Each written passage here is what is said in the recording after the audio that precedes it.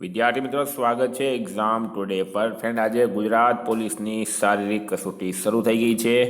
ઘણા વિદ્યાર્થીઓના સારા અનુભવ રહ્યા છે, ઘણાના ખરાબ અનુભવ રહ્યા છે, અને આવનારી જે પરીક્ષા છે મિત્રો, જેમની બાકી છે, તેમના માટે આ વિડીયો ખૂબ જ મદદરૂપ થશે.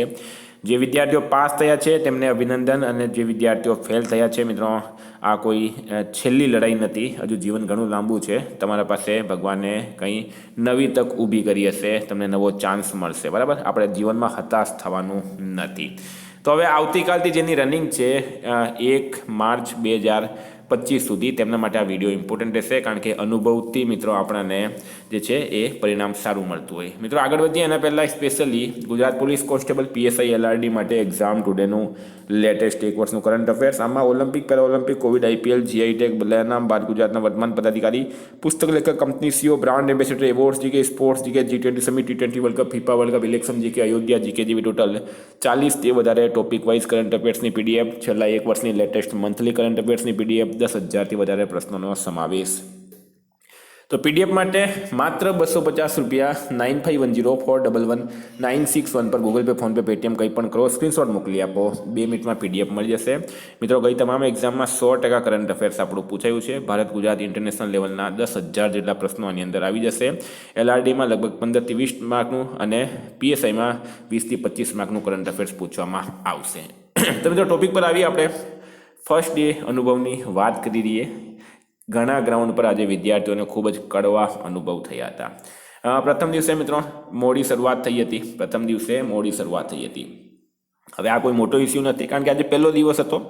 સરકારને પણ મિત્રો અમુક કામમાં જે છે ટાઈમ જોઈતો હોય, અને તે લોકો પણ એક્સપેરિમેન્ટ કરતા હોય. તો પ્રથમ દિવસે જે છે જેમનો ટાઈમ 6 વાગ્યાનો હતો તેમને પણ 8 વાગ્યાને એવા દોડાવવામાં આવ્યા. જેમનો 7 વાગ્યાનો હતો એમને 9 વાગ્યા સુધી પણ દોડાવવામાં આવ્યા હતા. લગભગ 2 ગ્રાઉન્ડ એવા હતા, એક તો હિંમતનગર અને બીજું ગોધરા ગ્રાઉન્ડ, જેમાં વિદ્યાર્થીઓને તકલીફ પડી હતી. પણ મિત્રો, આવતીકાલથી એ પ્રોબ્લેમ થશે નહીં. આજે ફર્સ્ટ ડે હતો. પહેલા દિવસે આપણે પણ કોઈ કામ કરીએ તો એમાં જે છે એ આપણું મેનેજમેન્ટ ખોરવાઈ જતું હોય. તો આટલા બધા વિદ્યાર્થીઓ એકસાથે રનિંગ કરતા હોય તો મેનેજમેન્ટ ખોરવાઈ ગયું હશે. કોઈ મોટો ઇસ્યુ નથી. વિદ્યાર્થીઓને કડવા અનુભવ થયા છે, અમે પણ માનીએ એ વસ્તુને. પણ પ્રથમ દિવસ હતો મિત્રો, એ રીતને આપણે લેવાનું છે. બીજી વાત મિત્રો, આજે પુષ્કળ પ્રમાણમાં ગેરહાજરી પુષ્કળ પ્રમાણમાં હતી. લગભગ 50% જેટલા લોકો આજે ગેરહાજર રહ્યા હતા. મહિલાઓમાં વધારે ગેરહાજરી હતી. બરાબર, મહિલાઓનો જે ગ્રાઉન્ડ છે, 4 ગ્રાઉન્ડ છે, એમાં વધારે ગેરહાજરી હતી. વડોદરા, અમદાવાદ, ગાંધીનગર, રાજકોટ. બરાબર, તો ત્યાં વધારે ગેરહાજરી હતી. હવે પછી મિત્રો દરરોજ જે છે એ 1500 દોડશે. આજે લગભગ દરેક ગ્રાઉન્ડ પર 700 વિદ્યાર્થી હતા, 600 વિદ્યાર્થી હતા. હવે આવતીકાલથી જે છે એ 1500 વિદ્યાર્થીને રોજ દોડાવવામાં આવશે, જેથી કરીને 1.5 મહિનાની અંદર આ તમારું રનિંગ જે છે એ પૂરું કરી શકાય. કારણ કે આ વખતે 10,73,000 વિદ્યાર્થી એક્ઝામમાં બેઠા છે, રનિંગ કરવા આવશે. એક મોટો પ્રશ્ન છે, એક સાથે કેટલા વિદ્યાર્થીઓને દોડાવવામાં આવે? તો મિત્રો, એક સાથે 200 વિદ્યાર્થીઓને હાલમાં દોડાવવામાં આવી રહ્યા છે. આવી રીતના લાઈન બનાવવામાં આવશે. બરાબર, આવી રીતના લાઈન બનાવવામાં આવશે. 200 વિદ્યાર્થી જે છે એક સાથે દોડશે. એક વિદ્યાર્થીનો સૌથી મોટો પ્રશ્ન છે કે શું જે ટાઈમ આપ્યો છે તે ટાઈમે દોડવાનું છે? તો મિત્રો, તમને આજના અનુભવ પ્રમાણે, વિદ્યાર્થીઓના અનુભવ પ્રમાણે જણાવું તો વહેલા તે પહેલાંના ધોરણે દોડાવે છે. વહેલા તે પહેલાં, ફોર એક્ઝામ્પલ, તમારો 8 વાગ્યાનો ટાઈમ છે. તમે જો વહેલા પહોંચી ગયા અને કેન્ડિડેટ ગેરહાજર હોય તો તમને એ લોકો એન્ટ્રી આપી દેશે. એટલે કે 200 વિદ્યાર્થીઓને એકસાથે દોડાવશે. કોઈ સ્ટુડન્ટ એવો હોય કે જેનો 6 વાગ્યાનો ટાઈમ છે એ ચૂકી ગયો છે તો પણ મિત્રો કોઈ ઇસ્યુ નથી. પહેલી વાત તો આપણે ટાઈમ પર જવાનું છે, ડિસિપ્લિનમાં રહેવાનું છે. કારણ કે ત્યાં એક્સક્યુઝ આપવું પડશે તમારે કે 6 વાગે તમે કેમ નહીં આવ્યા. બરાબર, તે છતાં પણ જો તમારી પાસે સ્ટ્રોંગ એક્સક્યુઝ હશે તો તમે એના પછીમાં પણ દોડી શકશો. એવી વ્યવસ્થા સરકારની છે. તો વહેલાના પહેલાંના ધોરણે દોડાવે છે.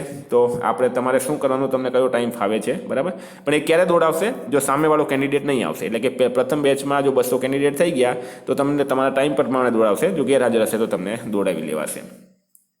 મિત્રો, આજે પાસિંગ રેશિયો 50% જેટલો રહ્યો છે. બરાબર, 50% નહીં પણ 50% કરતાં પણ ઓછો રહ્યો છે એમ આપણે કહી શકીએ. ખૂબ જ વધારે. બરાબર, ખૂબ જ વધારે વિદ્યાર્થીઓ આજે રનિંગ કરવામાં નિષ્ફળ રહ્યા હતા. બરાબર, પહેલી વાત તો ગેરહાજરી વધારે હતી. બીજી વાત, રનિંગ કરવામાં પણ નિષ્ફળ રહ્યા હતા. તો હવે તમારે શું કરવાનું છે? કારણ કે સરકાર તરફથી ગ્રાઉન્ડ મિત્રો બહુ જોરદાર બનાવવામાં આવ્યા છે. બધા જ ગ્રાઉન્ડ. કોઈ પણ વિદ્યાર્થી એમ નથી કીધું કે ગ્રાઉન્ડ ખરાબ છે. હા, મિસમેનેજમેન્ટ થઈ ગયું છે. એ અલગ વાત છે, બરાબર, પણ ગ્રાઉન્ડ વિશે કોઈએ નથી કીધું કે ગ્રાઉન્ડ ખરાબ છે, બરાબર. નેક્સ્ટ મિત્રો વાત કરીએ 7, 8, 9, 10 રાઉન્ડમાં ઢીલા પડી જાય છે વિદ્યાર્થી જે છે એ 7, 8, 9 અને 10 આ રાઉન્ડમાં ઢીલા પડી જતા હોય છે. 1 થી 5 રાઉન્ડ તો તેઓ તડતડાટ મારે છે, પણ 7, 8, 9, 10 આ 5 રાઉન્ડમાં મિત્રો ઢીલા પડી જતા હોય. આમાં જે ઢીલા પડી ગયા તે ઘરે આવી જશે, અને જેઓ આમાં હિંમત રાખી દીધી, જેમણે એમાં મગજને સમજાવી દીધું કે ના મારે આ રાઉન્ડ મારવા છે, તે મિત્રો હાઇટ અને જે છે એ છાતી માટે આગળ જશે. તો આપણે આ રાઉન્ડમાં ઢીલું પડવાનું નથી, આપણે આપણા સપના પૂરા કરવાના છે. મિત્રો એક વજનનો ઇસ્યુ છે, તો વજન આ વખતે કાઢી દેવામાં આવ્યું છે. વજનનો કોઈ ઇસ્યુ નથી, ચિંતા જરાક પણ નહીં કરતા. વજન આ વખતે કાઢી દેવામાં આવ્યું છે. નોટિફિકેશનમાં પણ જણાવ્યું હતું, હું પણ વારંવાર જણાવું છું કે વજન કાઢી દેવામાં આવ્યું છે. છાતી બીજી વખત માપણી કરે છે, એટલે કે કોઈ પણ વિદ્યાર્થીની જો ચેસ્ટ નહીં થતી હોય તો તે ઉપરના અધિકારીને, ગ્રાઉન્ડ પર જ ઉપરના અધિકારીને રિક્વેસ્ટ કરી શકે કે સાહેબ મારી જે ચેસ્ટ છે એ આવી જાય છે, ફરી માપણી કરો. તો મિત્રો તમારી માપણી થઈ જાય છે. તે છતાં પણ તમે ફેલ થઈ જાઓ, તમને એક્સપિરિયન્સ હોય, તમને એવું લાગતું હોય, તમારામાં કોન્ફિડન્સ હોય કે ભાઈ મારી ચેસ્ટ થઈ જતી છે, તો તમે ભરતી બોર્ડમાં પણ એના માટે એપ્લાય કરી શકો છો. તો ચેસ્ટ જે છે બીજી વખત માપણી કરે છે. ઊંચાઈ છાતી માટે ફરી અરજી કરી શકો છો. હાઇટ અને ચેસ્ટ માટે હા, પણ તમારે સ્ટ્રોંગલી પ્રૂવ કરવું પડશે કે ભાઈ મારી ચેસ્ટ થઈ જતી છે અથવા ઊંચાઈ થઈ જતી છે, તો તમે અરજી કરી શકો. ઉપરના અધિકારી, ગ્રાઉન્ડ પર તમે ઉપરના અધિકારીને રિક્વેસ્ટ કરશો તો એ તમારી જે છે એ અરજી એક્સેપ્ટ કરશે અને ફરીથી તમારી માપણી કરશે. એક મિત્રો વિદ્યાર્થીનો સૌથી મોટો પ્રશ્ન છે કે બૂટ પહેરીને ઊંચાઈ માપવામાં આવે, તો બૂટ પહેરીને ઊંચાઈ માપવામાં આવતી નથી, બરાબર. બૂટ પહેરીને ઊંચાઈ માપવામાં આવતી નથી. તમારા બૂટ ખોલીને જ તમારી હાઇટ માપવામાં આવશે. મેં તમને ગઈકાલે પણ વાત કરી હતી કે ફોર એક્ઝામ્પલ 162 હાઇટ જોઈતી હોય, તમારે જો 161.8 અથવા 9 થતી હોય તો એ રાઉન્ડ ફિગરમાં 162 ગણાશે, બરાબર. એક વાત મિત્રો, વિદ્યાર્થીઓ કહે છે કે બૂટ પહેરીને દોડવાનું કે બૂટ પહેર્યા વગર દોડવાનું. તો આવા કોઈ નિયમ લખેલા નથી કે તમારે બૂટ પહેરીને દોડવાનું છે કે પહેર્યા વગર દોડવાનું છે. પણ એક નોર્મલી આપણે સમજીએ વાતને, તો બૂટ પહેરીને દોડવું જોઈએ, કારણ કે ગ્રાઉન્ડ પર નાની નાની કાંકરી તો હોય જ છે, બરાબર. એકદમ કંઈ માર્બલ જેવું ગ્રાઉન્ડ નથી હોતું, નાની નાની કાંકરી હોય છે. તો તમે બૂટ પહેરીને દોડવાનું રાખો તો સારું છે. બીજી વાત, આટલી બધી સંખ્યામાં એકસાથે લોકો દોડતા હોય તો કદાચ તમારા પગમાં કોઈ બીજા વિદ્યાર્થીનો શૂઝ જે છે એ લાગી શકે, ઇન્જરી થઈ શકે, જેના કારણે તમારા રાઉન્ડ રહી જાય. તો સૌથી બેસ્ટ છે કે તમે બૂટ પહેરીને દોડવાનું રાખો, બરાબર, નહીં તો તમને તકલીફ પડશે. આ એક ખાસ અગત્યની વાત છે. એક છે મિત્રો કેવી રીતના દોડવાનું ગ્રાઉન્ડ પર. વિદ્યાર્થીઓ ઘણા ભૂલ કરતા હોય. જો તમારું જે ગ્રાઉન્ડની માપણી છે મિત્રો એ દોરીની આજુબાજુથી કરેલી હોય. હવે તમે ગ્રાઉન્ડના સૌથી છેલ્લેથી દોડશો તો તમારી 5 કિલોમીટરથી પણ વધારે રનિંગ થઈ જશે, એમાં તમને નુકસાન થશે. તો કરવાનું શું છે, ફોર એક્ઝામ્પલ આપણું ગ્રાઉન્ડ ચાલ્યું આ, તો બરાબર, તો ગ્રાઉન્ડની આજુબાજુ આ જે દોરી હોય છે મિત્રો, ગ્રાઉન્ડની આજુબાજુ જે છે આ દોરી હોય છે, આઈલી આ દોરી, બરાબર, આ દોરી હોય ને ગ્રાઉન્ડની આજુબાજુ, તે દોરીની નજીકમાં જ દોડવાનું રાખો, બરાબર. ઓવરટેક કરતાં શીખો. સૌથી મોટી વાત મિત્રો, ઓવરટેક કરતાં શીખો. જે લોકોએ ઓવરટેક કરી લીધું તેઓ રનિંગ પાસ થશે. એટલે કે દોરીની આજુબાજુ ભીડ રહેશે, સીધી વાત છે. ઓવરટેક કરીને આગળ જતાં શીખો તમે. સ્માર્ટ વોચ કઢાવે છે, બિલકુલ કઢાવે છે. સ્માર્ટ વોચ કઢાવી નાખવામાં આવે છે. વીટી પહેરવી નહીં, ચેન પહેરવી નહીં, બરાબર. ગ્રાઉન્ડના કેટલા રાઉન્ડ મારવા તે પહેલાં ચેક કરી લેવા. ઘણા વિદ્યાર્થીઓને શું થાય કે 12 રાઉન્ડ મારીને બેસી જતા હોય, એમની પાસે ટાઈમ બચેલો હોય તે છતાં પણ 12 રાઉન્ડ મારીને બેસી જતા હોય, અથવા તો 11 રાઉન્ડ મારીને બેસી જતા હોય. તમે ગ્રાઉન્ડ પર જાઓ ત્યારે પ્રથમ કન્ફર્મ કરો કે આ ગ્રાઉન્ડના કેટલા રાઉન્ડ મારવાના છે. અમુક ગ્રાઉન્ડના 12 રાઉન્ડ મારવાના છે, અમુક ગ્રાઉન્ડના 13 રાઉન્ડ મારવાના છે, બરાબર. ત્યાં લખેલું જ હશે, અને ઘડિયાળ પણ ત્યાં મૂકેલી હશે. 2 ઘડિયાળ, મોટી ઘડિયાળ મૂકેલી છે. મિત્રો સરકારે તમામ ગ્રાઉન્ડ 1 નંબર બનાવ્યા છે, બરાબર. ગોધરા હિંમતનગરમાં આજે જરાક લેટ શરૂઆત થઈ હતી, ઘણા વિદ્યાર્થીઓએ મેસેજમાં જણાવ્યું છે. અને આખરે એ જ કહીશ કે જીતેગા વહી જો લડેગા.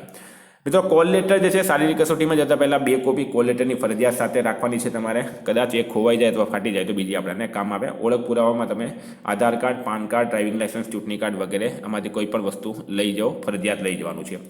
ઉમેદવાર શારીરિક કસોટીની આગલી નાઇટ ગ્રાઉન્ડની મુલાકાત અવશ્ય લઈ લો, કારણ કે આપણે મોર્નિંગમાં જતા હોય, જો આપણને ગ્રાઉન્ડ જ નહીં મળ્યું તો મિત્રો વગર રનિંગ કરે આપણે ઘરે આવવું પડશે. ગ્રાઉન્ડ પર સમયથી 1 કલાક પહેલાં તમારે પહોંચી જવાનું રહેશે. સાથે કોઈ પણ કિંમતી વસ્તુ લઈ જવી નહીં. ગ્રાઉન્ડમાં જતાં પહેલાં હંમેશા પોઝિટિવ રહેવાનું છે. ઉમેદવારનું રજિસ્ટ્રેશન મિત્રો મોર્નિંગમાં શરૂ થઈ જશે 6 વાગ્યાથી, બરાબર. વહેલા તે પહેલાં તમને આગળ પણ વાત કરી હતી. સવારે 8 વાગ્યા પછી ઉમેદવારને કોઈ પણ સંજોગોમાં પ્રવેશ આપવામાં આવશે નહીં, એની ખાસ નોંધ લેવી. એટલે કે ટાઈમની વાત કરું છું. હવે જેનો ટાઈમ જ મિત્રો 9 વાગ્યાનો કદાચ સરકારે આપેલો હોય, જો કે અત્યાર સુધીમાં એવો કોઈ કોલ લેટર જોવા મળ્યો નથી. કોઈ વિદ્યાર્થીને એવો કોલ લેટર હોય જેને ટાઈમ 9 વાગે આપવામાં આવ્યો હોય તો મને જણાવજો. બાકી મારી જાણમાં અત્યાર સુધીમાં મને એવો કોઈ કોલ લેટર નથી મળ્યો કે જેને ટાઈમ 9 વાગે આપવામાં આવેલો હોય. મોડામાં મોડું આઈ થિંક 8 વાગ્યાનો જ ટાઈમ આપવામાં આવ્યો છે. તો એ તમારે ડિપેન્ડ કરે તમારું કોલ લેટર પર કેટલું ટાઈમ લખેલું છે. તે છતાં પણ હું એ જ કહીશ કે 8 વાગ્યા પહેલાં તમે ગ્રાઉન્ડ પર પહોંચી જાઓ. બાયોમેટ્રિકની મિત્રો વાત કરીએ તો ઉમેદવાર બાયોમેટ્રિક રજિસ્ટ્રેશન કરવાનું હોવાથી આંગળી ઉપર કંકુ, મહેંદી, ચંદન કે કોઈ પણ રંગીન દ્રવ્ય લગાવવાના રહેશે નહીં. ઉમેદવાર દોડ માટે RFID ટેગ લગાવ્યા પછી દોડ પૂર્ણ કર્યા સુધી બાથરૂમ કે ટોયલેટ જવું નહીં. એક આ પણ છે મિત્રો. વધારે ટોયલેટ આવતું હોય તો તમે અંદર પણ કરી શકો છો. મોબાઈલ કે અન્ય ઇલેક્ટ્રોનિક્સ ઉપકરણ મેન ગ્રાઉન્ડ પર એલાઉ નથી. ચેન, વીટી કે ગોલ્ડ પહેરવું નહીં. સ્માર્ટ વોચ, ડિજિટલ ઘડિયાળ એલાઉ નહીં. ખાલી સાદી કાંડા ઘડિયાળ તમે પહેરી શકો છો. ઉમેદવારો દોડના રાઉન્ડ ગણતરી કરવા માટે પોતાની સાથે કાંકરીઓ લાવે છે, જે નથી લાવવાની, બરાબર. સૂચન છે સરકાર તરફથી. ઉમેદવાર ઈચ્છે તો ભરતી બોર્ડ દ્વારા રબર બેન્ડ ગ્રાઉન્ડ ઉપર ઉપલબ્ધ કરવામાં આવશે, જેનો ઉપયોગ કરી શકાય. આ રબર બેન્ડ ગ્રાઉન્ડ ઉપર રાખેલ તાડપત્રીમાં જ ફેંકવાના રહેશે. સૌથી છેલ્લી માહિતી છે મિત્રો, કોઈ પણ પ્રકારનો ડ્રગ્સ, કેફી દ્રવ્ય અથવા નશાયુક્ત ગોળીનું સેવન કરીને શારીરિક ક્ષમતા કસોટી માટે આવશે તો ઉમેદવારની ઉમેદવારી રદ કરવામાં આવશે તથા કાયદેસરની કાર્યવાહી કરવામાં આવશે. તો મિત્રો આ તમામ માહિતી તમારે ગ્રાઉન્ડ પર જવા પહેલાં જે છે એ વાંચી લેવાની છે, બરાબર. એનો અમલ કરવાનો છે. Best of luck.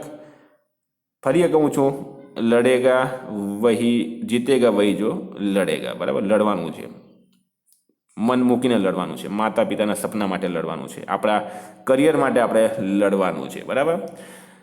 લેરો સે ડરકર નૌકા પાર નહીં હોતી, કોશિશ કરને વાलों की कभी हार नहीं होती. તમને કીધું તેમ 5, 6, 7, 8, 9, 10 બધા જ રાઉન્ડ મિત્રો તનતોડ મારવાના છે, જીતી લેવાનું છે. Thank you. કોઈ પણ પ્રશ્ન હોય તો મિત્રો મને કમેન્ટ બોક્સમાં જણાવજો. આ તો આજનો ફર્સ્ટ ડેનો વિદ્યાર્થીઓનો અનુભવ. Thank you.